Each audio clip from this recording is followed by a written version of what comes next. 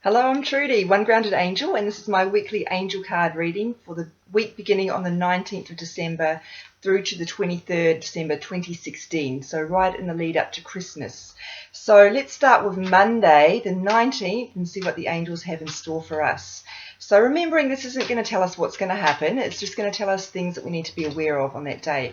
And sometimes people say to me, that doesn't really mean anything to me, but sometimes it'll be on the day itself, it will make more sense. And sometimes it's because it's something they need to be aware of for someone else, a message they need to pass on. So it's best not to overanalyze these too much. Just wait and see how they relate to you and let your intuition guide you.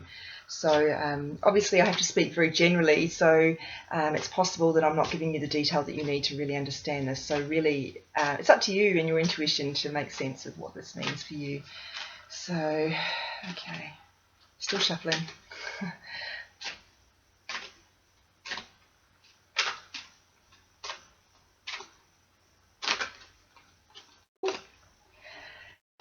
Innocence. Now this is one that is quite loaded. When we say innocence, we tend to think of like a legal kind of thing in terms of justice, a guilt, non-guilt type situation. But it's really about purity and how we see other people. So we've had messages about this most of last week actually, about how we need to understand that people are coming from a good place, even though their actions aren't always good.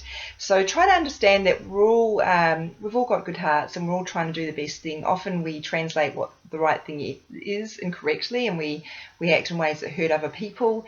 But if you can try and understand that everybody's doing the best they can, and not apportion blame, that's the big word here, is the word blame.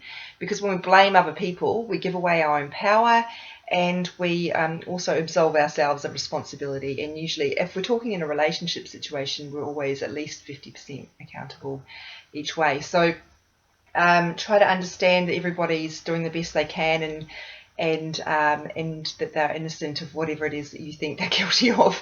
And it might be that their actions have hurt you, and that's okay. This doesn't say that what's happened is okay. It's up to you to decide, whether you're going to tolerate that sort of behaviour or not. But ultimately, try and understand that you might have played a role in that, and that even though they've acted badly, you can still love that person, but maybe not necessarily love their actions in that moment. So looking at Tuesday, gosh, it's a real theme right now, and I suppose it's appropriate as we approach, if you're in the West and believe in Christmas, then, Christmas, one of the big themes is about being reborn and starting again with love. So, and hope. Hope's the big message, of course. So looking at Tuesday.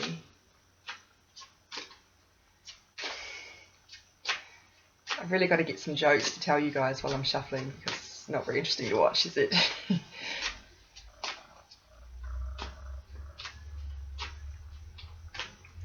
Wow, they're really making me wait today. Oh, here we go. Thank you. The ocean. Now the ocean is an incredibly healing body. If you're a water sign, a Scorpio, a Pisces or a Cancer, you'll be very aware of that, or even if those are your rising signs. And water is about emotions in spiritual terms. So people who are really wrestling with emotions and are stuck in like a pit of despair or resentment or anger or whatever it is, I often advise them to go to the ocean, because it's the movement of the waves that helps get that energy shift happening. Obviously, it's not going to solve your problems just visiting the ocean, but it does help start an energetic shift. And of course, we know that salt water is incredibly healing. And we know that the ocean tides are controlled by the moon. And we also know that the moon has a huge role to play in our emotions. And that's why it's associated with the emotions in terms of astrology. So, and of course, Cancer is ruled by the moon. So now, it might not be possible for you to go to the ocean, especially if you live inland. But try to do what you can to be around water. If you... perhaps you could have a bath in some Epsom salts. That's a really cleansing thing to do. Perhaps if none of these things are helpful to you, you can even just think about that message about emotions, and how are you stuck in emotions? Do you need to shift them? What can you do to do that? Maybe you could have some energy healing. Obviously, I'm a big advocate for Reiki, but it doesn't have to be Reiki. Could you go to yoga? That might help. Could you meditate? All these sorts of things. Or could you just change the way you think? Just emotions are normal. It's normal to have all sorts of different emotions, even the emotions that we think of as bad, which there's no such thing as bad emotions. But if you get stuck in them, that's unhelpful. So you need to do what you can to try and shift that, whether it's changing your mindset or making some changes to what's going on in your life, the circumstances that have contributed to that. So looking at Wednesday now, the 21st of, wow, you guys probably didn't see that, but I just did a really clumsy shuffle and the cards went right across the surface. So I'm going to take that as a sign that I've chosen the wrong deck for today. Put that aside and we'll pick up this one. We'll try that again. Sometimes they're not very subtle. Oh, here we go. And straight away. So there you go. I'll take that as confirmation. And it's very similar to yesterday's message. It's about cleansing your energy. So there's a theme here of wanting to shift what we're stuck in and making sure that we're not picking up other people's drama or their energy, their fear, anything that's going to pull us down. We don't need that. So African violets are pictured here. I think they've got a different name in North America, and I can't think what it is. But they are one of the plants that can help cleanse the energy of the room, along with peace lilies. I can't think of other ones, but I've mentioned this before. NASA has a list of plants that are very good at cleansing the energy of the air, rather than, obviously not big on energy, not being a spiritual-minded organisation, but certainly they want their astronauts to be breathing fresh air. So they have a list on their website somewhere, or you could just Google it. There's lots of news articles about how to cleanse the air, and that, of course, will cleanse your energy. There's also crystals, clear quartz, being the big one, amethyst. A lot of people have that around computers. But also it's things, again, like the ocean, salt, all those sorts of things can be really cleansing. Smudging. What else can I think of that could be helpful? Energy healing, obviously. Walking in nature is a really good way to cleanse your energy. So particularly things that are growing or living. So I'm going to try again with that card deck that I had to go with yesterday, figuratively speaking, Wednesday. And I'm going to do a good old shuffle and we'll see what happens here. So obviously they wanted that particular card from that particular deck to come up for Wednesday. So we're looking at Thursday now, the 22nd of December. Healing. Now, I always think of Archangel Raphael with this, who is associated with healing and health. This particular deck is about saints and angels, so it has Padre Pio, for those of you who grew up in perhaps Catholic or some sort of Orthodox religion where saints were worshipped or perhaps held up as examples. So healing, this is about your ability to let go of what's troubling you. So when I do Reiki on people, I don't like using the term healer, even though I do use it because that's what people understand, because I don't feel like I'm doing the healing. I'm just channeling the energy into other people and prompting their body to do the healing. It's a bit like when you've got a cold, if you take vitamin C is not going to heal you, but it is going to give your immune system what it needs to do the healing. So it talks about your own ability to heal what's going on with things that I've already mentioned, such as energy healing. Acupuncture is also a good one, by the way, if you're wanting not so much an energetic cleanse, but certainly to get prompt your body to do the work it needs to do.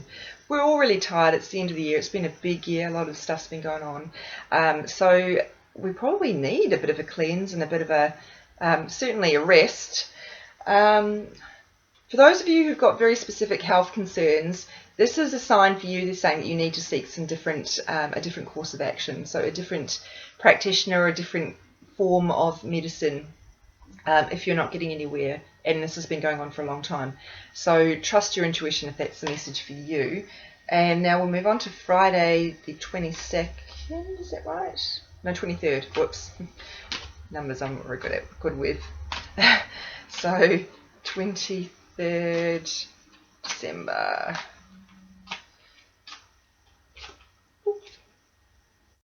Soulmate. That doesn't quite fit with the theme of the week, but certainly is very welcome.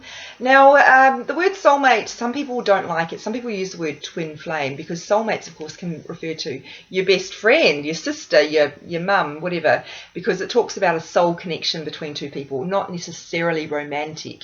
However, in this context, you can see they're kissing. It is very much about romance.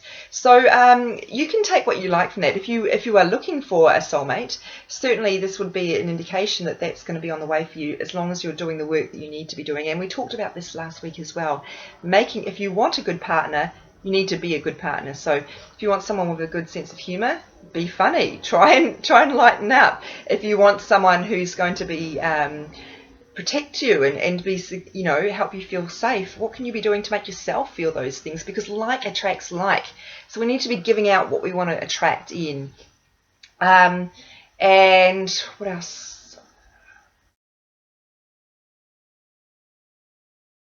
They're saying some of you have been looking for love for a while and you've gone off track. So that is going to mean different things to different people. It might be that you've given up hope. It might be that you have gone off on a different vent, looking for love in places that you're not going to find it. So if you're going on dates with people who are completely unsuitable, and you know they're unsuitable, but you think, oh, I'll just have some fun, this is saying, come on, come back into and set a goal for what you actually want. Because when you pursue something that you don't want, you're sending mixed messages to the universe, and you're not going to attract what you actually want. So our actions need to be in alignment with our beliefs. If we believe we're worthy of a great love, then we hold out for a great love, and we only attract people who are worthy of us. We don't give the time of day to people who never call us back, or who are giving mixed messages and that sort of thing.